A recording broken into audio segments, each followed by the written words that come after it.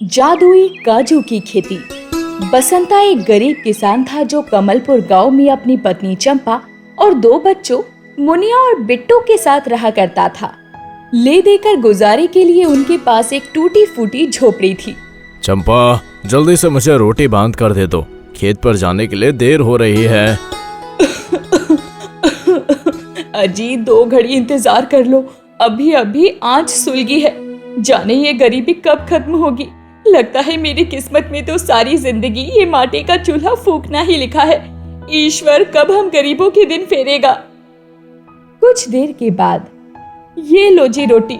घर में एक आधा ही आलू पड़ा था, उसे बच्चों के लिए सब्जी बनाने में इस्तेमाल कर लिया मैंने। अरे कोई बात नहीं चंपा, तू मेरी चिंता मत कर, मैं तो प्याज रोटी भी खा लूंगा। बस थोड़े ही दिनों का दुख है, एक बार काजू की फसल पककर तैयार हो जाए। भगवान करे तुम्हारी काजू की फसल बहुत अच्छी हो, क्योंकि हमारे परिवार का वही तो एक लौता आधार है। और फिर तुमने खेती के लिए कर्ज भी तो लिया है, वो भी तो चुकाना है। इसके बाद बसंता अपने काजू के खेत में आकर तपती धूप भरी गर्मी में काम करता है। भगवान की तरफ से फसल लगनी शुरू ही हो गई है। थोड़े दिन में ये सारे काजू ले जाकर बाजार में बेचूंगा तो बहुत आमदनी होगी। मेरे गरीब परिवार की इस बार की होली तो अच्छी बीतेगी। मैं अपने बाल बच्चों के लिए नए नए कपड़े खरीद पाऊंगा, उन्हें पकवान खिला पाऊंगा। गरीब किसान बसंता अपने मन में अपनी काजू की फसल के साथ ढेरों सपने संजोए हुए लगातार मेहनत करता ही जाता है। तो वहीं बगल के खेत में दूसरा कामचोर किसान कर्मा छांव में खाट बिछाए सोया हुआ होता है। ओहो, इस ठंडी ठंडी छांव में सोने का अलग ही मजा है। ये खेती वगैरह तो बड़े भैया जैसे मेरे बस की है ही नहीं। काश कि बिना खटे बढ़िया बढ़िया खाना मिलता जाए। इसी तरह से दिन गुजरते हैं। बसंता अपने काजू के खेत का बड़े अच्छे से ध्यान रखता है और वो सब रूखा सूखा खाकर अपने दिन काटते हैं। एक रात जब बसंता अपने परिवार के साथ बैठकर खाना खा ही रहा था, तभी उसके दोनों बच्चे आस भरे मन से बोलते हैं, बाबा बाबा, इस बार आप हमें होली पर नए नए कपड़े दिलवाओगे ना? मुझे तो बड़ी वाली पिचकारी चाहिए और ढेर सारे रंग और गुब्बारे भी। माँ, इस बार हमारे घर में भी पूरी पकवान बनेगा ना? उस दिन हम ये नमक रोटी नहीं खाएंगे, पहले कह देता हूँ। बच्चों के मन में उम्मीद लगी देखकर चंपा और बसंता की आंखों में आंसू आ जाते हैं। चिंता मत करो मेरे बच्चों, इस बार सब होगा। हर दिन के साथ बसंता की काजू की खेती तेजी से बढ़ रही थी, तो वहीं कर्मा के आलसपने के चलते उसके खेत की सारी सब्जी की फसल कीड़े खा चुके थे। यहाँ मेरी फसल को कीड़े खा गए और ये बसंता अपने बेहतरीन काजू की खेती की खुशियाँ मना रहा है। अगर मेरी फसल नहीं रही तो मैं इसकी भी फसल बर्बाद कर दूंगा। मैं नमक रोटी खाऊंगा तो इसके परिवार को भी अच्छा नहीं खाने दूंगा। जलन और ईर्ष्या के भाव से कर्मा रात के अंधेरे में फसल को बर्बाद कर देने वाली खाद गरीब बसंता के काजू के खेत में डाल देता है। अब देखो, कल सवेरे तक काजू की खेती खाक हो जाएगी। सुबह बसंता अपनी पत्नी के साथ खेत पर जब काजू की खेती तोड़ने के लिए आता है, तो काजू में कीड़े लगे देखकर वो चिंता में बैठकर वहीं रोने लगता है। अरे ये क्या हो गया राम, मेरी इतनी दिनों की मेहनत खाक हो गई, मेरी काजू की खेती खराब हो गई। अब मैं कर्जदारों को क्या जवाब दूंगा, अपने बच्चों की उम्मीदों को कैसे पूरा करूंगा। तभी कर्मा आकर उसे झूठा दिलासा देता है और बोलता है, बहुत ही बुरा हुआ भाई, मैंने तो कहा था इतनी महंगी खेती मत करो, कहीं फसल नहीं हुई तो लेने के देने पड़ जाएंगे। अरे केसर और काजू जैसी महंगी खेती बड़े बड़े धनपत जमींदार किया करते हैं, हम जैसे गरीब के लिए तो चावल और गेहूं की खेती ही ठीक है। हे भगवान, तेरी लीला तो अपरंपार है, कोई चमत्कार कर ताकि मुझ गरीब की काजू की खेती अच्छी हो जाए। अजी तुम दिल छोटा मत करो, हम फिर से मिलजुल कर मेहनत करेंगे, घर चलो। दोनों पति पत्नी उदास मन से घर लौट आते हैं। जैसे तैसे दिन गुजरते हैं। बदहाली इतनी हो जाती है कि उनके पास खाने को अन्न का एक दाना भी नहीं होता।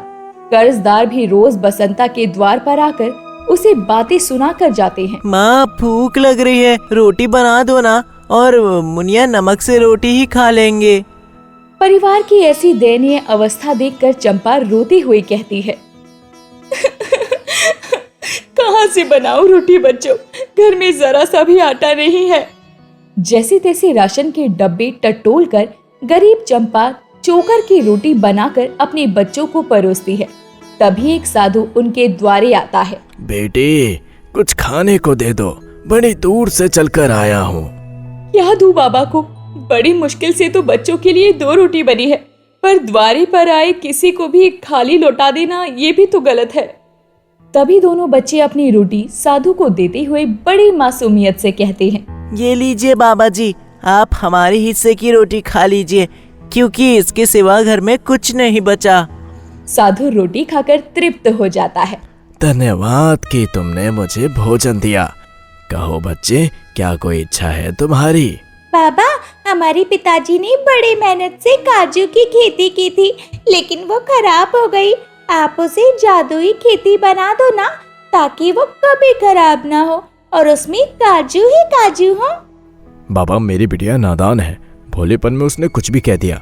भला खेती जादुई थोड़ी ना होगी, जब तक कि इंसान पसीना बहाकर खेती ना उगाए। जब इस दुनिया में भगवान ही नहीं, तभी तो मेरे परिवार ये दुख और गरीबी भोग रहा है। ये कहते हुए बसंता की आंखों में आंसुओं का सागर उमड़ उठता है।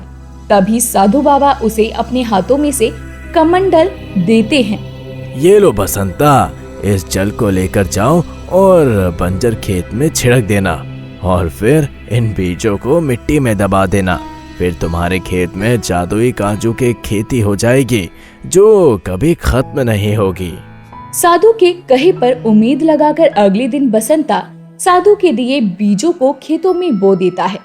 अगले दिन जब दोनों पति पत्नी फिर से खेतों में आते हैं, तो पूरा खेत हरा भरा देखकर बसंता खुश हो जाता है। अरे देखो चंपा, साधु बाबा ने एकदम सच कहा था। ये तो जादुई काजू की खेती है, तभी तो एक ही दिन में इतने बड़े पौधे बन गए और उनमें काजू के फूल भी लग गए हैं। हाँ जी, आप बिल्कुल ठीक कह रहे हो जी। चलिए इन काजू के पौधों में पानी डाल देते हैं। दोनों पति पत्नी खेत की बड़ी देखभाल करते हैं। देखते ही देखते एक हफ्ते में ही गुच्छे के गुच्छे जादुई काजू खेत में उगाते हैं। अरे देख, हमारे खेत तो जादुई काजू से लबालब भर गए हैं। इन काजुओं की तो अच्छी कीमत मिलेगी। हाँ जी, ये जादुई काजू देखने में तो बड़े ही अनोखे हैं। कितने चमकदार और बड़े बड़े हैं। इनका रंग तो देखो, ऐसा लग रहा है जैसे दूध में से नहाकर निकले हो। तभी अपनी बड़ाई सुनकर जादुई काजू के खेत में से एक काजू इठला कर बोला, तारीफ के लिए शुक्रिया। अरे मोरी मैया, ये खेत का जादुई काजू तो इंसानी भाषा बोलता है। चौको मत चंपा, हम ऐसे वैसे नहीं जादुई काजू हैं, और वैसे भी इंसानों की तरह हम पेड़ पौधों में भी जान होती है।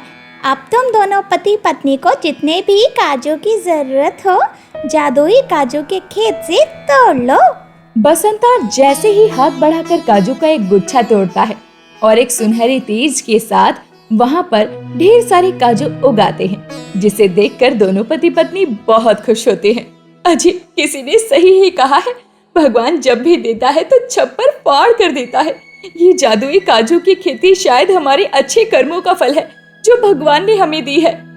दोनों पति पत्नी खेत से सारे जादुई काजू तोड़कर उन्हें बोरियों में भर लेते हैं। बसंता उन्हें ले जाकर बाजार के व्यापारियों को बेच देता है। बदले में उसे बहुत सारे पैसे मिलते हैं। अरे वाह वाह वाह, जादुई काजू को बेचकर कितना अच्छा दाम मिला है। इससे तो मैं आज अपने बाल बच्चों के लिए खुशियाँ खरीद पाऊंगा। तुम्हारा धन्यवाद जादुई काजू की खेती।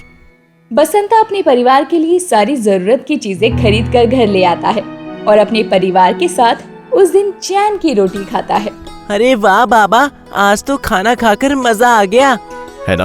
आज सालों बाद इस गरीबी में चैन की रोशनी नसीब हुई है। हाँ, कल होली है, हमारे घर में खीर पूरी गुजिया बनेगा ना? हाँ हाँ, जरूर बनाऊंगी बेटी।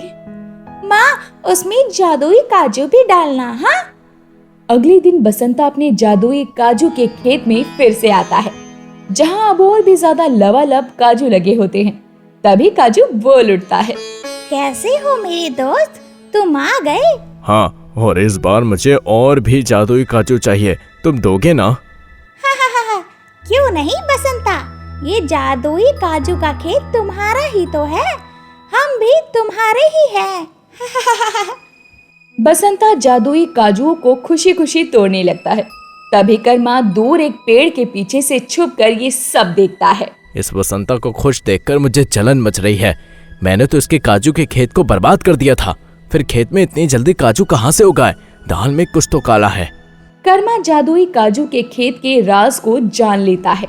अच्छा, तो ये बसंता जादुई काजू की खेती का मालिक बन गया है। कोई बात नहीं, आज रात सारे काजू तोड़ लूंगा। जादुई काजू के खेतों का राज जानकर कर्मा के मन में अमीर बनने का लालच उमड़ उठता है। रात ढलते ही खेत के सारे जादुई काजू एकदम दूध या चांद की तरह चमकने लगते हैं। तभी कर्मा लालच में खेत में घुस आता है। बाप रे, ये काजू का खेत है या खदान? जिधर देखो जादुई काजू ही काजू है। जल्दी से इन्हें तोड़ लेता हूँ। वो जैसे ही काजू तोड़ने के लिए हाथ बढ़ाता है, तभी खेत में से आवाज आती है। ठहर जा लोभी, तू हमें चुराने आया है। कौन है? कहीं ये जादुई काजू का खेत भूतों से भरा तो नहीं है? क्या करूं? लौट जाऊं? नहीं, काजू लेकर ही जाऊंगा। तभी एकदम से उस पर पत्थरों की बारिश होने लगती है। मर गया। हे राम बचाओ। अरे भाग कर्मा, मेरी गलती है जो मैं लालच करके इन खेतों में आ गया। इससे भला तो मैं मेहनत कर लेता। जादुई काजू का खेत लालची कर्मा को सबक सिखाता है, जिसके बाद वो लालच छोड़कर मेहनत से कमाकर खाना सीख लेता है। वहीं जादुई काजुओं के एक लोते खेत से गरीब किसान बसंता अपना अच्छा घर बनवा लेता है और बहुत सी जमीन खरीदकर उस पर काजू उगाकर खूब धनी हो जाता है। दोस्तों, अगर आपको कोई ऐसा जादुई खेत मिले तो आप क्या करेंगे? हमें कमेंट करके जरूर बताएं और ऐसे ही अनोखी कहानियों के लिए चैनल को सब्सक्राइब कर लीजिए।